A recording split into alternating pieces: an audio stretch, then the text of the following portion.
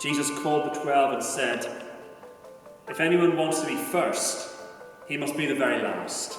For a Church of England minister like me, who has spent many years training and serving in the Church of England, I've worked quite hard to instruct churches about the importance of upholding good teaching.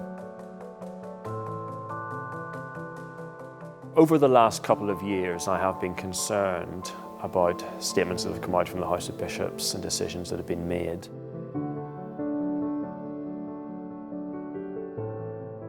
The Church of England that I see has basically bought into society. The Son of Man is going to be betrayed into the hands of men. I very much felt that with the way the Church of England was going, that I couldn't stay in it. It is like a bereavement.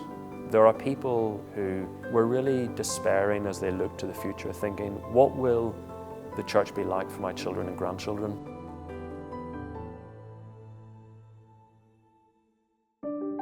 My name is Peter, and for the last 6 or so years I have been minister of a Church of England church.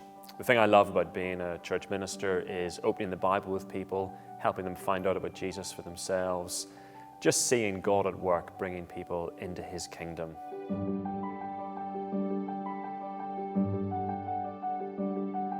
Being a church minister is a very varied job. It involves time in your study, praying and preparing Bible teaching for people. It's really important that people hear about the real Jesus, not a pretend Jesus who says, my words can be adapted and changed if your culture doesn't really like some of them.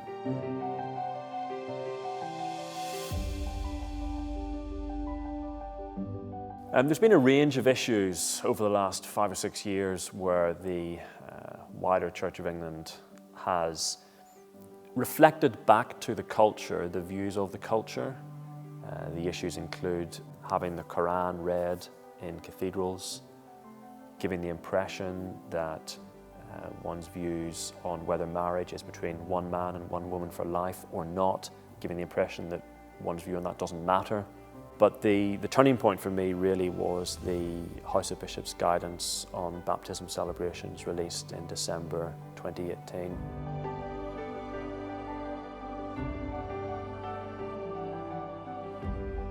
I very much felt that with the way the Church of England was going, that I couldn't stay in it.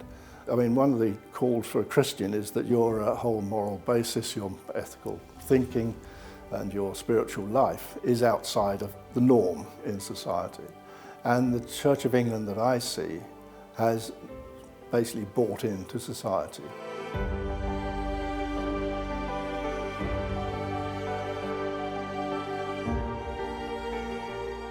You live around here? Yeah, I live up the road there. Yeah, great. For a long time?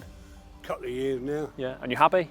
Yeah. Good, good. I have chosen to step away from ministry in the Church of England and to build up a church outside the Church of England. But obviously people ask me why not just remain in the Church of England and continue to stand up for the gospel. For me, I felt that over the last few years I had contended and fought very hard and very effectively, in a sense, from our local church.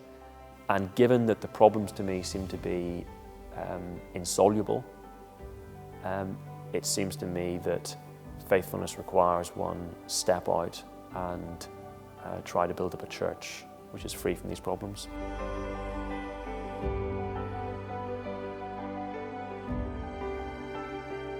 This is the estate that Emmanuel Anglican Church was planted on, and we've really enjoyed meeting here over the last year and a half, and we're looking forward to doing more events with the local community. It's very exciting just running church on this estate.